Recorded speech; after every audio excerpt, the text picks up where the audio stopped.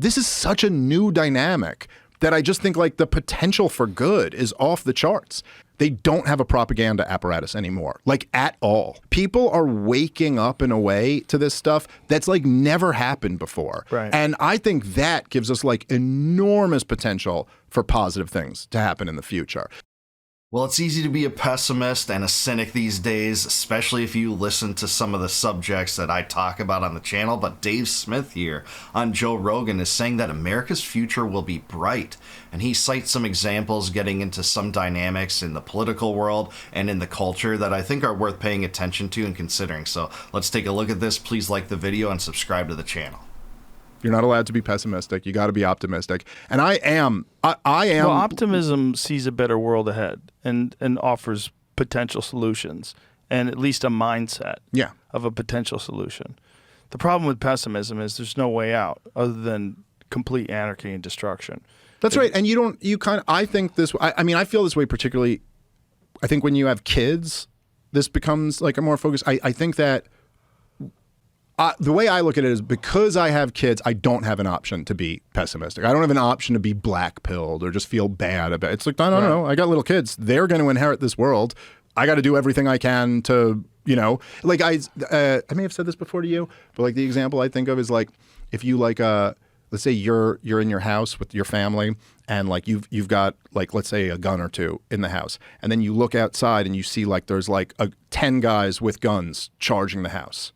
And it's just you, and you just have your 1 or 2 guns. There's 10 guys with guns charging the house, and your family is in the house. Like, you don't have a right, as like the man of your house, you don't have a right to sit there and go, oh man, there's 10 of them and only 1 of me. I mean, I just think the future looks bleak. It's like, what? I don't care.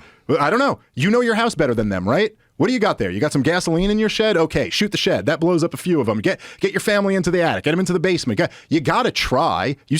Yeah, I mean, this is a good allegory for the way we look at society in general. I mean, despite all the control and power and all the wars and all the inflation and debt, all the civil liberties violations of our government, it seems like an insurmountable task to subdue their power, to restore individual rights, but it is our responsibility as citizens. I have to respect this comparison, and I largely agree. We don't really have a choice, and that's whether you have children or not. I think, there is cause to avoid the accelerationist attitude that, things being worse is actually a good thing in the long run. I don't necessarily think that, maybe in some terms in regard to things like interest rates or something like that, but not in society in general. I mean, we do want to improve our standing, not only for ourselves, but our posterity. Still have a fighting shot here, so you don't have the right to just sit there and feel bad about, the odds are against you. But crazy things have happened. I will say, You think it's that bad? 10 guys to 1? No, I'm just saying even in a scenario. You know what I'm saying? In your analogy, it's like you're fucked. Sure, but That's even in that, no, I don't know that I don't know that you're necessarily fucked. I mean, hey, listen, dude. Depends if you're John Wick. Well, yeah, but also there's a big advantage to a house that that other people don't know. I would assume by the time people with guns come to your house, they have a pretty good understanding Joe, of what your house is built like. Okay, maybe it's not the perfect. I'm not saying it's going to work out well. I'm saying in that moment, you still go out. You still go out trying. Okay. Yes. Now, I think we have a way better situation than that. I think that good. I think you're that freaking me out. Well, look, I think that tyranny has always relied on propaganda, and that we are running an experiment for like the first time where they're flying with no net. They don't have a propaganda apparatus anymore, like at all. Well, they certainly don't have control over narratives anymore. Donald Trump can't even control what Tucker Carlson is going to say. Right. You know what I mean? You can't even count on your most influential right-wing voice in America to go, like, there was never anything like this before. There was never, even just in recent times, there was never something George W. Bush could have done where you'd be like, tonight on Fox News, Bill O'Reilly and Sean Hannity are going to tear him apart. This is exactly right. I think this is a great point. And you saw Tucker tear Trump apart, at least to some extent, on the Epstein story, on Iran, on some other things related to Israel. This is the case. We used to get all of our information filtered down through the powers that be, through Peter Jennings and Ted Koppel and Dan Rather. But now there is this new media landscape, and it's opening people's minds in ways that no other avenue ever has in U.S. history. Dave's right. They lost the propaganda, and short of absolute total state totalitarianism, I don't think they get that back. And that is, to me, the biggest cause to be hopeful for and the biggest dynamic shift that we should be excited about. That it didn't exist. Right. There was never anything Obama could have done where Rachel Maddow was going to tear him apart over that. Right. Like, we have that for the first time now. People are waking up in a way to this stuff that's like never happened before. Right. And I think that gives us like enormous potential for positive things to happen in the future. Now, and the other thing that's happening is that, like, economically speaking, our system is being pushed to a point where eventually they're going to have to call it quits on all of this. Like, we just can't keep going up. Like, I think it was, I forget the exact recent numbers, but it's something like, it's over $1.2 trillion a year just on interest. Yeah, just get that. The interest payments on the debt are more than $1 trillion, and that's more than the Pentagon budget right now. Which, by the way, Trump and Hegseth boasted about having the biggest Pentagon budget in the world after talking about Doge cuts and cuts to government. Those are never to be seen near the Department of Defense, that's for sure. But the interest payments on our debt, this is just unsustainable. I mean, there's no way to ignore this. He's right. On the debt. Interest on the debt is like overtaking the entire budget. And at a certain point there, someone's going to have to call it quits and be like, we just got to start reining this thing back in. If they lose all of their popular support and all of their economic ability to keep running up the debt and keep the printing machines going, then I think there's going to have to be a huge adjustment made there. And I do think, like... Well, this was Elon's argument. Yeah, that's right. Yeah, which is why he wanted this massive economic reform. And yep. This is why he wanted to do an audit on everything. And you saw how that worked out. Well, okay.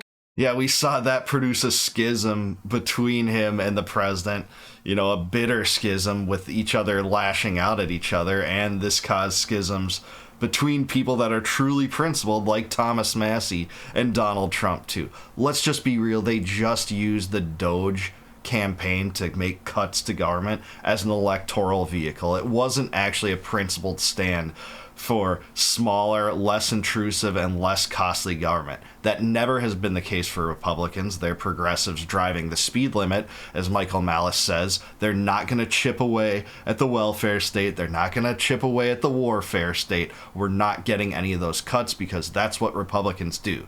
They're going to say that they made little chisels to the budget here and there while still raising the budget and raising these stupid bills, extending Biden-era CRs, and passing the big abominable bill. Okay, but he was right. Yeah, but that was still also like the first attempt at that. Yes. And he was right about that stuff. So, yes. Okay, yes, that didn't work. Doge was a failure in terms of actually getting cuts done right now.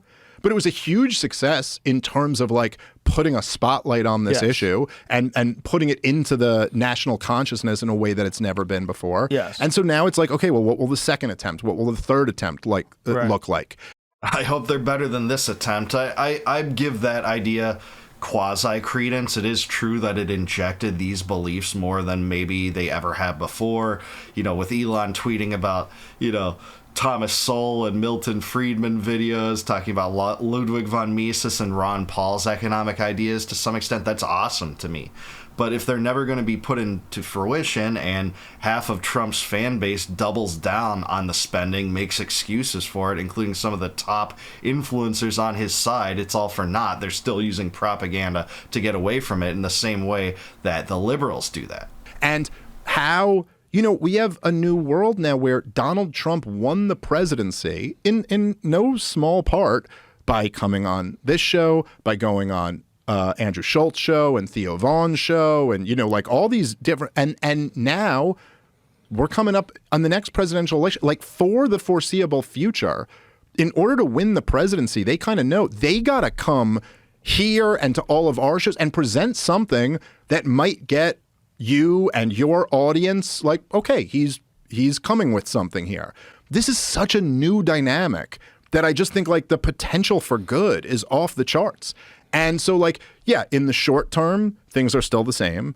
Government policy is still what it is, and the people don't really have much control over that. But I think like long term, I'm very bullish on the ability of people to really wake up and understand what's going on here. Yeah, I largely agree with Dave. I actually think the shift in the media landscape is the biggest white pill or source of hope we could possibly have. It's the biggest cultural advantage that we have in this generation. Never before has a generation had this ability to strike out on our own, follow our own independent journalists if we want, eschew the mainstream legacy media if we want, which a lot of older people are not doing, but a lot of younger people are. And the older people will eventually be displaced by the younger people that are. You know, the only counter argument I think is worthy of consideration here, even against my own argument to steelman the oppositional case, the more cynical case, is that, well, the internet isn't brand new. The internet started, you know, to get more and more popular in the late 80s, early 90s among the people, where internet access rates have now skyrocketed, that almost everyone has access to the internet. If you have a cell phone, you have access to the internet. And even then, you know, we've still seen the same kind of propaganda play out and be effective at supporting the wars and the welfare state and the extortion apparatus, the IRS, the central banks, diminishing the value of our currency, the surveillance state. So even the access that the internet brought to, you know, put basically the accrued wealth of information in the entire history of humanity at the average American's fingertips, that hasn't changed our political situation. It's only gotten worse since then. So what makes you think that the new media landscape will do that? Well, you know, I think there's some credence to that argument too, but the new media landscape's putting it in Americans' faces in ways that they consume much more so than just reading, you know, internet articles generally.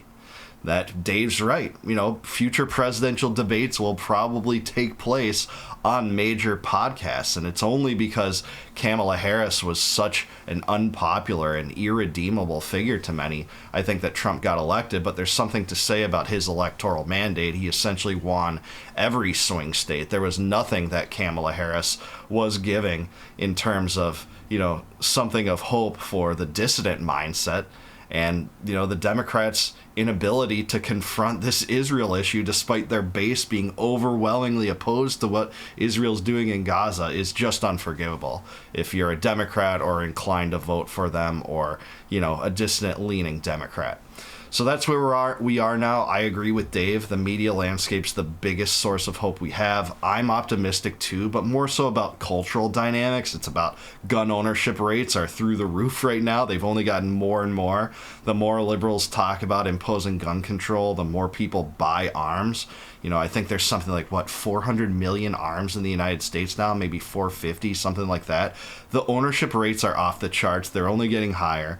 Homeschool rates are so much higher. I think that's the only silver lining of the COVID regime and the lockdown regime, is that it made a lot of children explore different education options for the first time, including private school and homeschool. I think that's a good dynamic. I think indoctrination by the state in these state-run prison camps they call government schools is a good thing. And I think, you know, there's other things too, like how Bitcoin is undermining the reliance on fiat currency. You know, it's not being used transactionally in a lot of ways today yet. Hopefully it eventually will, but it is locking in a sincere hedge against inflation caused by the central banks. So there's all sorts of other things. Those are just a few examples, but I'm with Dave. I'm an optimist. I'm a techno-optimist. I think AI will change the world for the better, not for the worse. I don't think AI will create, you know, a despotism. I think the government will try to leverage it to its advantage, but it will provide a lot of advantages for people too. There's all sorts of other things, but I want to hear from you. Let me know down below. Are you a pessimist or optimist? What do you have to look forward to? What are the best cultural or political dynamics happening right now? Let me know in the comments down below. Please like the video, subscribe to the channel, also subscribe to Joe Rogan. Thanks for having this interview with Dave. It was awesome, one of his best interviews ever. And please consider becoming a member of mine on YouTube by clicking the join button below. By doing that, you can help support the channel, and in return for that, I'll give you access to all of my videos before they go live to the general public on YouTube. And until I see you guys next time, no more war, no more debt, no more inflation, and no more empire. Peace out, guys. Catch you in the next one.